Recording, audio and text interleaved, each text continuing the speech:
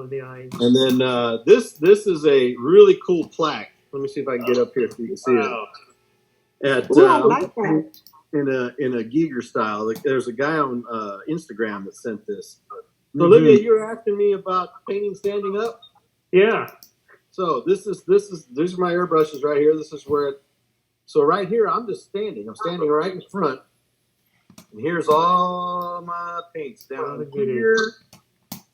And do you wear a mask? I have paints everywhere.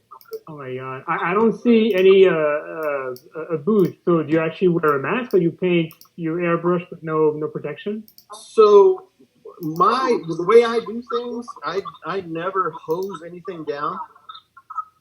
So when I spray, there's really not a whole lot of overspray. If you look at the back of my wall, you don't see any overspray on the wall. So from that point, I don't really, I don't really have any need for anything. So I have a vent though. I have a vent right over the top of my station. Okay. So the air return. These are some of my custom airbrushes. Oh wow. Oh yeah. Nice. I remember the Rick brushes.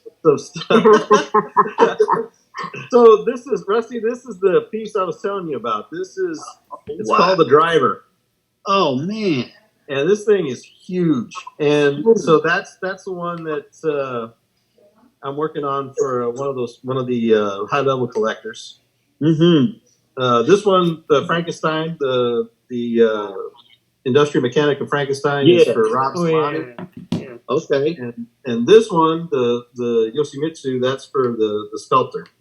Okay. Wow. Let's see. Was that driver one of a kind? No, but there were only like 20 kits made of it.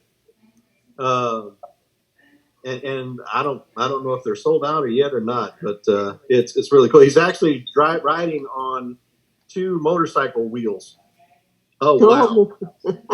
So do you guys recognize this piece?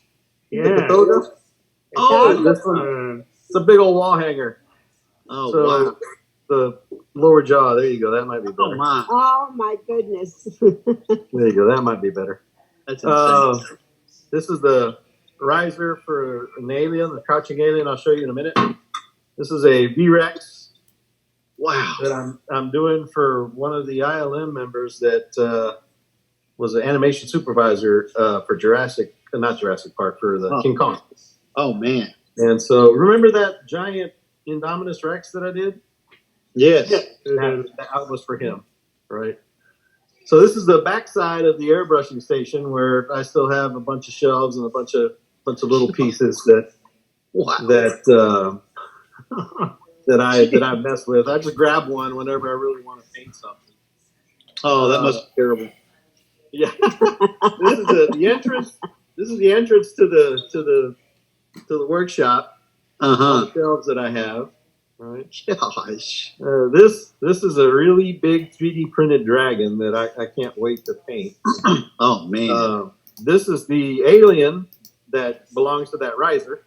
Oh. Give you a shot of that detail. To do weird. Whoa.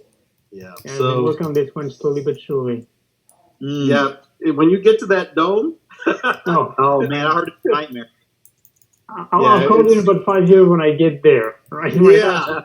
Probably a good idea. I've done 2 of them already, and yeah, it's probably a good idea. Yeah. Rusty, do you recognize that one? I sure do. That one's been around for a while. Yes, sir. There's a story behind that one. Okay. This is my magnet wall. Oh wow. All right, so I have a back on the wall, and then these are just magnets that are sticking there. So that genie was done by a guy named Joey Orozco. He used to work for Stan Winston Studios. Okay. Back in the day when that was released, I had always wanted one. Right. There's a bunch of Simon Lee pieces. Always wanted one and never could find one. Right.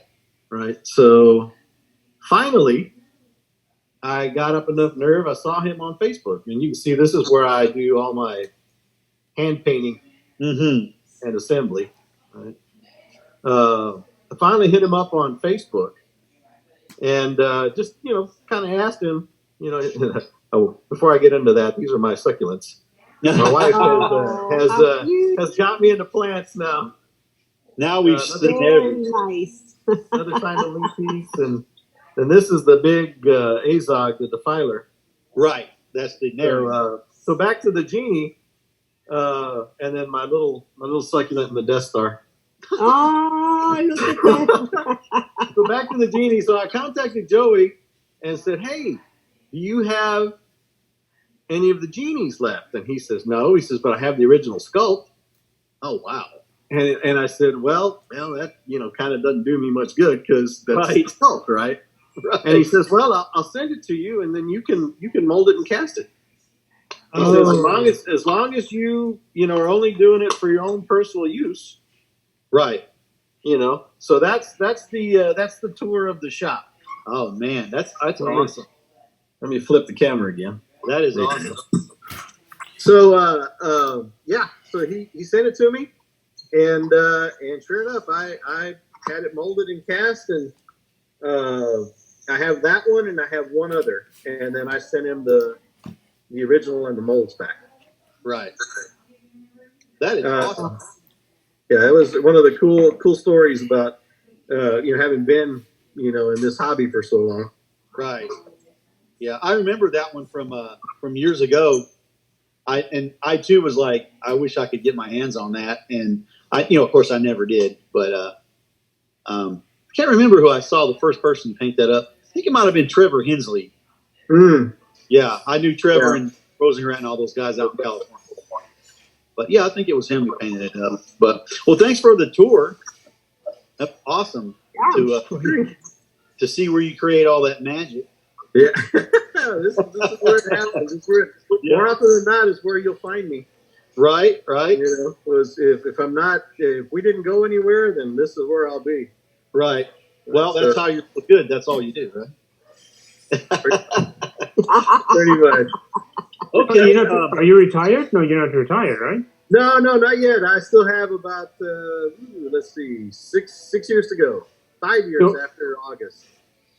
So how many hours do you spend painting when you're done work-wise? Well, right now, all day. Because that's right. I'm still not back at work yet. Okay. But normally, I'll come home and I'll spend anywhere from 2 or 3 hours out here. If my wife wants to go somewhere, then we'll just get home and we'll go. Right. And on the weekends, it's always a planning thing. It's like, okay, babe, is there somewhere you want to go this weekend? And normally the answer is no. Right. So in that case, then it's like, all right, well, you know where I'm going to be. Right. All right, Rusty. Okay, Rick, I'm going to ask you some questions, and we'll just kind of take it from there. It'll be relaxed. So the first one is, since you've already mentioned about how old that figure is, so how long have you been doing this? So I started painting gaming miniatures back in 1985. Oh, wow. So I've been painting figures off of, of some sort since then. I started out painting them and not very well. And the first one you paint, it's like, this is cool.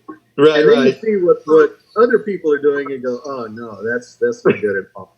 Right. And so that drove me to want to learn how to do it better. Right. Eventually, I got kind of good at it, and people started paying me to paint. Uh-huh. And then I found the art, and the rest is it. I've been doing that ever since. Man, I tell you, I have something I want to show you that I got a few years ago. Remember this bad boy? Oh man, there's a blast from the past. Jeez. Yeah. Go ahead. I painted him without an airbrush. There is no airbrushing on that piece. That was all oil and watercolor and acrylics. The detail on this thing is crazy. I remember when I got it in the mail from you, I was like, holy cow, that's crazy. I thought maybe some of it was painted by hand, but I didn't know all of it was. That's great. That's even more fascinating. That's awesome. That was one of those pieces that when I first started out, I didn't know how to work an airbrush or what it was. Right. And all that webbing detail that you see, that's all watercolor. Oh man, that's the technique that I a little bit off and on when I want to add small detail like that to pieces. right. So yeah, that whole thing, the skin was done with oils, sealed off, and then the rest was kind of done with acrylics and watercolors. Right. That's from Warriors model. That was a John Rosengrant sculpt. Yep. I remember when he sculpted that, he brought it to a meeting in Anaheim, and he brought that thing, and I was like, oh my God, I couldn't believe that. But cool. So what got you involved in this hobby in the first place? Well, that's a bit of a story. My first wife, she knew that I loved dragons. Right. And she went to a local comic book shop and she found a metal dragon. And you had to put it together and fiddle with it. And that's what started the madness, right? That's what kicked it all off and led me to where I'm at now. Right. Fortunately, in my second marriage, my lovely wife is quite understanding, and she supports me. She helps me out with this stuff. So, God bless her. Yeah, it's good to have one that supports it. There's a lot of guys out there I know that their wife either don't want anything to do with it, or they just really don't care. But that's nice to know that. That's good. It's good. What other kinds of hobbies do you do? Do you ever have other hobbies, or is this like your exclusive hobby that you just really do? Well, this is the primary. Right. This is the primary thing that I do. I've been a drummer for longer than I've been painting. I started drumming back in the early 70s. And have been a drummer ever since. I've recently got into, you saw the a cactus, right? Yeah. So I kind of recently got into that. We went to a local cactus show and I picked up just, I see them and I'm like, I really like the way that looks. I like the color, I like the pattern, whatever, right? And I'll buy it, right? And hopefully I don't kill it. But the thing about succulents is you kind of, if you ignore them a little bit and just feed them a little water every now and again, they do just fine. Right. Well, fascinating. Cool. So I know you've been doing this for a while and everything. So when you started getting kind of a little more serious about it, was there any artists back in the day that you were like, a lot of us are like that with you? You're like, man, I'd love to be able to paint like that, because that's how a lot of us start out. I want to paint like that. I want to paint like Rick. Did you have anybody back then that you know? Oh, absolutely. I mean, when you first start out, you start checking out the guys at AFM, and of course David Fisher, right? You would be a fool not to want to be able to paint like him, right? And you start seeing all the guys, Anthony Mesa, Steve Riojas, all the old guys that when I first started out and got into reading AFM, were like, man, yeah, I like this. This is how I want to learn how to paint. Right. And then you take kind of what they're doing, and then you add your own twist to it, and then you develop your own techniques. Right. And that's what I do. I develop my own techniques, and I learn a lot from all sorts of avenues, right? The military side, that whole thing with silly putty that I started using, I didn't come up with that. I stole that from the military guys. Right. And I figured, heck, I could make that work for models. Right. So yeah, there's absolutely, you learn from everybody. I'm still learning. I mean, there's no. I look at people that are doing cars, Craig Frazier, Tim Gore. Oh. There's a lot of people yes. that are doing all sorts of stuff that, I try to figure out how they did it. Right. So, but yeah, to answer your question, absolutely, there's always, people that you can learn from. Right. Even if you've been doing it as long as I have, that doesn't matter. If you're not learning, then you're not growing. Right. Exactly. Do you? I know that I have some of your pieces. I have Joe Dunaway's and blah blah blah. All the people that I admire, and I get those pieces and I study them, and I just look at them and like try to figure out what are they doing. Do you own other people's work? Anything like that? Or Phil Serra and I have traded pieces. Oh wow. Dan Cope. Yeah. He and I have traded pieces, and so if I see something that there's a lot of guys at Monster Palooza that they have some pieces out there that I was hoping to go out there and snag a couple this year, but that didn't happen. So right. But no, if I really admire somebody and I like something that they've done, I have no problem in picking up something that I didn't paint. Right. Oh, cool. Now you do commission work, right? Yeah. Okay. And I know you painted for statue companies and stuff. Can you name a few that you painted for?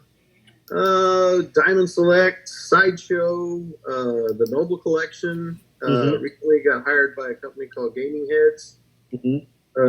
Did some work for Triforce for a bit. There's been several. And even back when I was painting miniatures, there was a company in Austin that I can't remember their name. There was a company in Austin that was doing a miniature game, and they had me painting some of their spaceships. Oh, cool! So that was fun. I've done quite a bit of work for some companies in the past. Cool. Do you do model kits? Like spacecrafts and or anything like that? Are you interested in doing that kind of stuff too, or is it mainly just figures? Oh no, I'm a hardware buff for sure. I've got a bunch of studio scale kits. I've got mecha kits. I've got all kinds of stuff. Right. I don't limit myself to just figures, right? And science fiction or fantasy figures or horror, what you want to call it. I've got some 1/16 scale tanks that I'm looking forward to working on. Some of the larger studio scale pieces. I don't know if you remember that giant bird of prey that Steve Nyson did, right? So I have one of those. I have one of the first. Wow. And so I'm looking forward to getting that done, right? So recently, though, I've started. I made some kits back in the day. I had done some kits and had sold them. I don't remember if you remember that fish, that goofy looking piranha fish that I did, and I've got a couple of and I've got a couple of alien pieces that are cartoony, like the drop ship and I don't know if you know what an egg plane is, right? Yes. Yeah. Yeah. So it's in that style. Okay. And I've got the APC that's also done in that style. Okay. Like little cartoons piece where the oblong tires or the oval tires with the smoke coming off. Right. But it's the APC. Right. So now I've instead of doing kits, they're basically one-offs, right? I'll hire somebody to sculpt either traditionally or digitally something for me, and then I'll have it printed or cast or whatever. And it's just pieces that I have wanted for a long time and no one's done. Right. Or I'll see something that, like that big dragon that I showed you guys, that was inspired by some art. And I have the name of the guy. The name escapes me. But I saw it, the drawing on Pinterest. Mm-hmm. And I was like, oh, I got to have one of those. Right. And so I hired somebody to sculpt it digitally, and then I had it printed. Oh, wow. I had it printed, and it's in several pieces. So that's why it's so big. It was printed in several large pieces, and you all put it together. Right. But stuff like that, Right. that's what we're kind of into now. I know that what attracted me to your stuff several years ago when I got into this in 2004 or 5 was that you did a lot of like original stuff. It wasn't a Frankenstein or a Gilman or a Wolfman. That's what attracted me. Is that your favorite kind of theme? Is original concepts? Yeah, bar none. That is my absolute favorite thing to do. I know this is going to be heresy to some people, but I'm not much of a universal horror or that never held that much appeal to me. Right. The ability to paint something any way I want to, that appeals to me. Right. So even though I do, things from the movies like the Smog that I just did, you got to it's got to look like Smog. It can't be green, right? It's got to be that reddish brown color, and the Predator is going to kind of look like a Predator, but you can play with that, right? Right. And an alien the same way, right? The alien, okay, so you can play with the color a little bit. It doesn't have to look like identically like it did in the movie, but by far my favorite pieces are just the ones that someone came up with out of their imagination, and I get to paint it any way I want. Right. Yeah, and that's really, like I said, what inspired me to do that. I like all the classic monsters and stuff, but what comes out of someone's head is just like fascinates me. It's like, man, it's like that come out of their head, so I want to try to bring it to life even more. So that's awesome. I'm glad that that's your favorite part of figures. Now, as the hobby as a whole, okay, so we're speaking of like every aspect of the hobby. What's your favorite part of this hobby? If you could say, I really like that part of the hobby the most. My absolute favorite part of the hobby right now, are the friends that I've made over the years. Right. So, Wonderfest, it's a great show. It was a lot of fun, but I go primarily nowadays not so much for the kids, but for the people. Right. Montaloosa, kind of the same thing. There's quite a few of my friends that go out there and we meet up. We have family out there, so we go out there and we hang out with family, and so the hobby is a great conduit for meeting other people, right? And I that's my absolute favorite. The painting, love it, right? Then I'll do it until I can't see or I can't hold an airbrush anymore. But the friendships that you make throughout this hobby and in all the years that we've been doing it, that's my absolute favorite part of it. Right. Well, that's good to hear. I'm the same way. I think a lot of us who's been in this hobby any number of years now are able to go to shows and everything. You make some lifelong friends. But so that leads me into you just mentioned Wonderfest. How long have you been going to Wonderfest? Ooh, since I want to say mid-90s. Okay. Yeah, mid-90s. That was the first time that I could actually afford to go. Right. And since then, it was almost every year after that. Right. Awesome. So the hobby is changing. It's morphing. It's things are not the same as it used to be, and I think it's going to change even more. And again, with this coronavirus thing that's coming along, it's happened over here. I think it's going to be morphing even more. Where do you see, your own opinion, where do you see the hobby going? Well, it kind of really depends on for the thing we're dealing with now, the whole COVID-19. It's going to depend on people actually feeling comfortable enough to gather in large numbers again. Right. Not sure that that's going to happen until there's a vaccine or some sort of treatment. Again, this is just my opinion. Yeah. But if you're holding a show and well, let's take Monsterpalooza for example. There are thousands of people that go to there, right? Right. And you have to be able to be comfortable enough to walk among that many people and not be afraid. Right. So that's one, right? That's the first thing. The second thing is I've seen, the advent of the 3D printer, right? That, the traditional kits are changing as well. Right. You got people that are, creating their STL files and then selling them for a little bit. And then you can print your own. As many as you want, as big as you want or whatever, you print your own. So that, I think, is altering the hobby. The digital age, the age of the internet definitely altered the hobby, because I can remember, where the highlight was to the sense of anticipation and getting to Wonderfest and not knowing what you were going to see. Right. And now you know exactly what you're going to see before the show even starts. You know exactly where to go get it. Exactly. And if I can't go this year, still good. Now I know where to get it.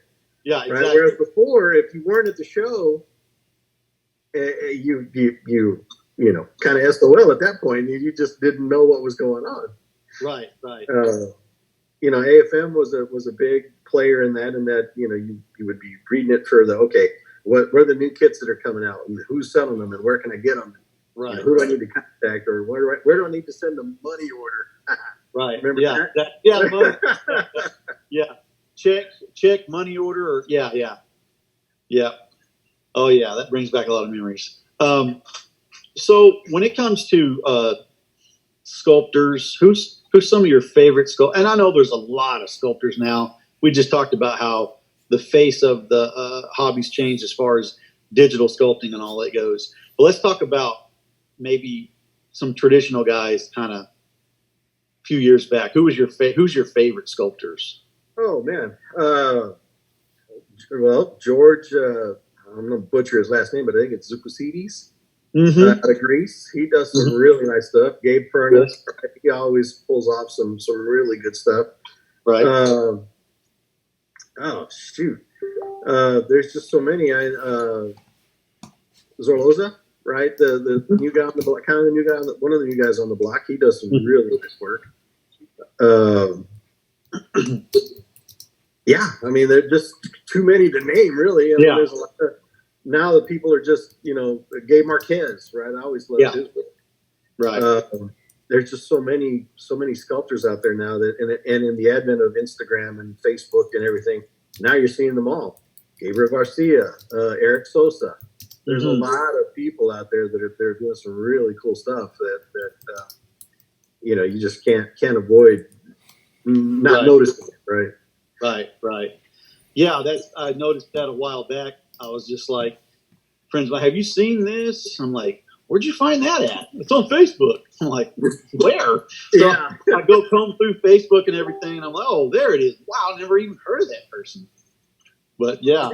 Recently though, I've been getting back to my mini roots, back to my miniature roots. And, a lot of the miniatures nowadays, that they can call them miniatures, but they're quite a bit bigger than the 25 millimeter ones that we used to work on back in the day. And they're just as detailed and just as nice as some of the kits that we work on, the larger scale pieces, right? Right. I've been amazed at some of the stuff that these guys have come out with, and have just been, wanting to get back to that. There's a different technique, right? So it's different painting miniatures than painting, the 1/6 and larger pieces, because if you paint that in a miniature style, it looks like a giant miniature.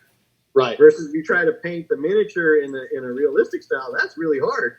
Yeah. Right. And so you make trade-offs with the size and the scale, but I really, really like the direction that's going in. Yeah. Yeah, I know that I missed last year's One Fest, but the year before that, one of the judges at the contest, and I noticed that had me going over to the miniature side, because that's where I started out at miniatures. And I was just like, it was over 100 of them there. And I thought, wow, that's really cool, because years past there was hardly any miniatures at the show, Right. And I'm seeing some people coming into this side of the hobby, and they're kind of showing up, and so they're kind of going back and forth. So I'm glad that you mentioned that. I think that's a good thing that's happening. I agree. Like I said, some of the pieces that I've seen recently are just incredibly detailed. Right. And they're just a lot of fun to kind of play with. And it's a different mindset. Yeah. You know, picking those things versus the larger scale pieces. Yeah. Right. Now, are you I know you're living out in Texas now, right? Yep. Okay. That's your stomping grounds there, isn't it? I was born here. Yep. Yeah. Are you part of any model club, or do you get together with any buddies and have painting parties and all that kind of stuff that a lot of us have? Or well, we were working on doing classes. I was going to start doing painting classes here at the house. Then kind of got a little sidetracked with trying to get the house ready, and then now we have this, right? The virus is out there. So one of these days, you know, we're gonna do that. But yeah, I've had people come over and I've helped them, you know, paint some stuff and taught them a little bit about airbrushing and how to do it. There was a couple of people before all this started that wanted to come over and chat with me for a little while, and have me show them how I approach things. Right? Oh wow! But that didn't really get a chance to happen. So I've met quite a few people here locally, and when I left here in 2003, there was hardly anybody here in town that did, you know, garage kits or anything like that. I come back in 2016, there are people everywhere that are doing statues and kits, and it's amazing. Right. It's amazing. So yeah, there's people crawling out of the woodwork. So it's amazing. Right. Yeah. Here in Arkansas, I get together with some friends, and we always say there's no telling how many people that you don't know of that do models that are, you know, they don't really know what's out there, but they're doing the models. Yeah. So it, like you said, it's kind of, when you find one, you start finding all these other ones that are doing the same thing. So, yeah. So one last formal question before we open it up. How many figures estimate how many figures you think you've painted over the years? Oh man, because I know you painted a lot. Yeah, Rusty, I couldn't even begin to tell you how many. It's definitely in the higher hundreds. Right. And could even be more than that if you start counting the miniatures. Right. Wow. Yeah, that's an interesting question. One of these days I'll have to go back and kind of comb through the pile of pictures I have on the computer and kind of count as to how many I've done. Right. Over the years. I mean, and that was when I was putting stuff on computers. I still have pictures, photographs of stuff that I did that never made it onto the computer. Right. So, right. Okay. Wow. All right, Rusty and Rick. Before I want to unmute our guests here. There's not too many, so they maybe have a question. Rick, just real quick. So, do you have a website if somebody wants to look at your stuff, or you're on Facebook? So I'm all on Facebook. If you want to take a look at what I've done or what I'm doing, it's Rick Cantu's Paintworks, works with an E, on Facebook. And then you can just, see whatever I posted on there and follow the link back. And that has albums of pretty much everything I've done for a number of years. Okay. And Eric, so if somebody wants to hire for commission, how long do they have to wait till you can get them well, in? that depends. Right now, the wait's not too long because I've been, here and able to crank them out. Normally, my wait list is several months long. Okay.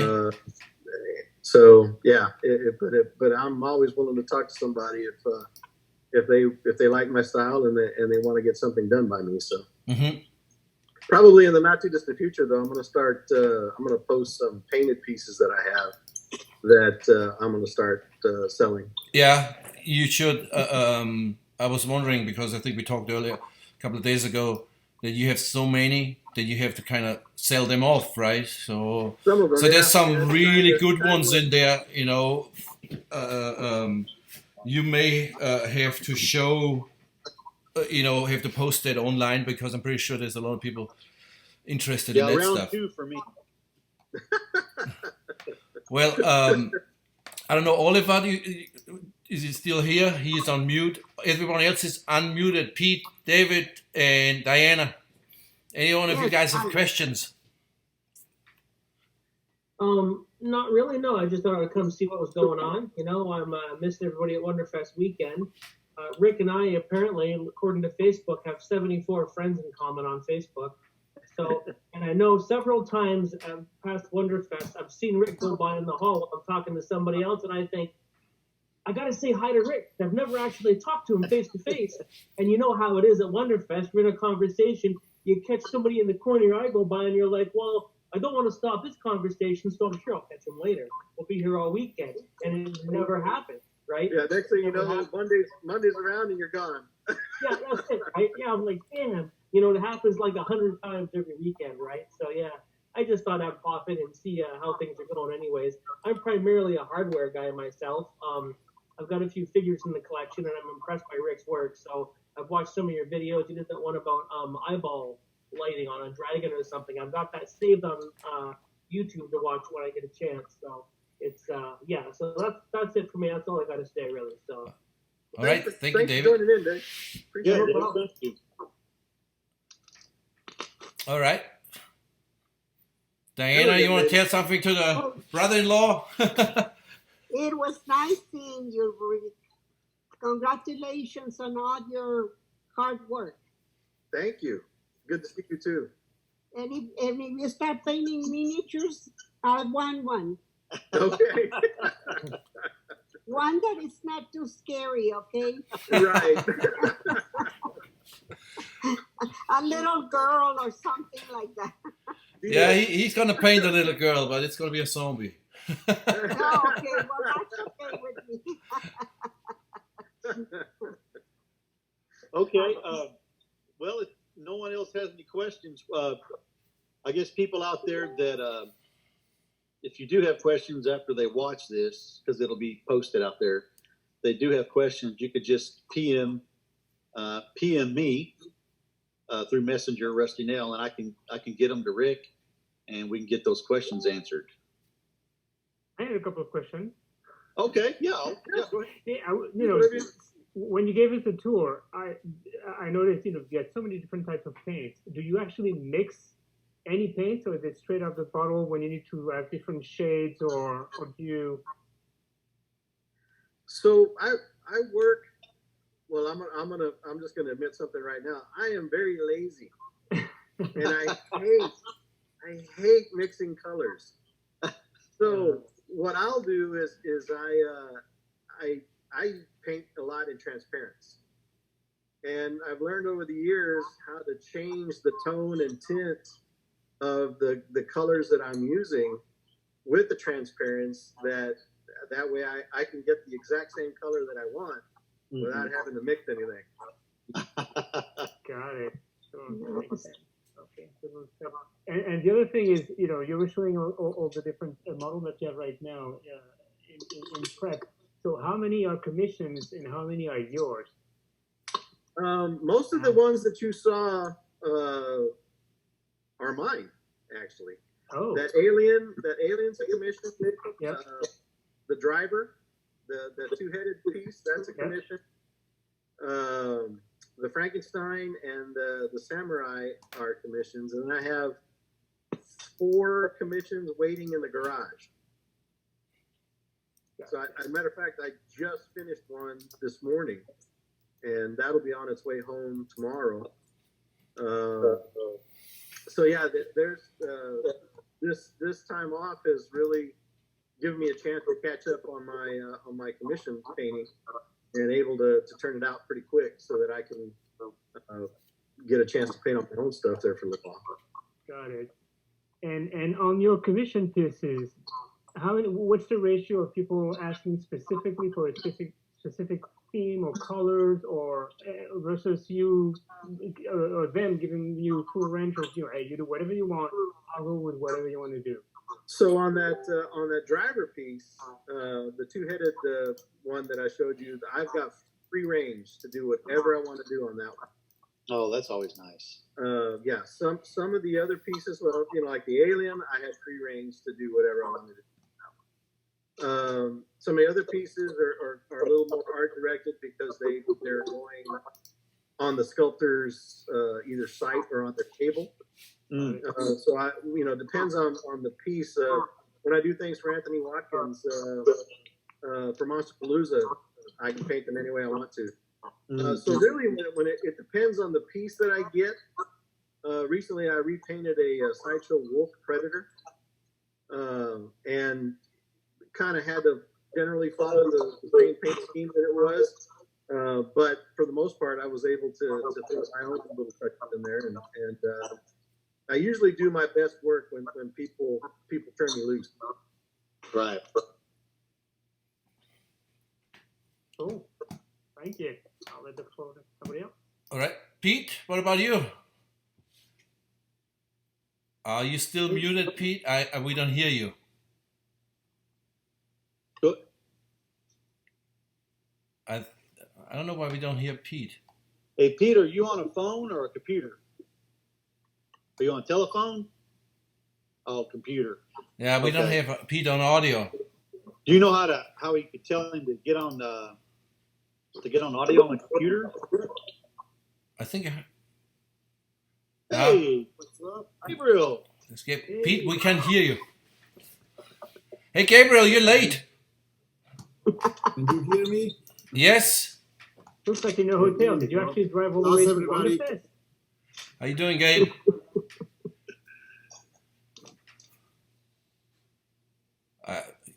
Can you hear me now? We can hear you, Pete. Awesome. Hey, I right. was wrong. I have an Olivier. I have an antiquated cam.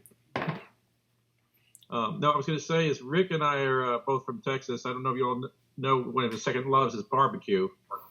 We know about that, yeah. I even tasted his barbecue. He's famous for that too.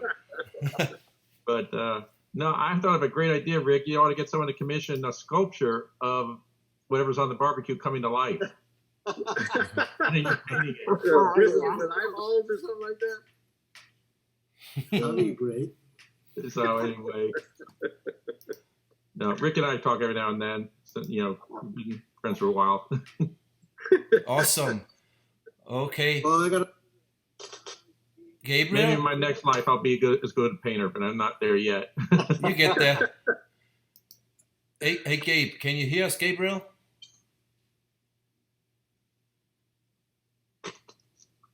I have another one with audio problems.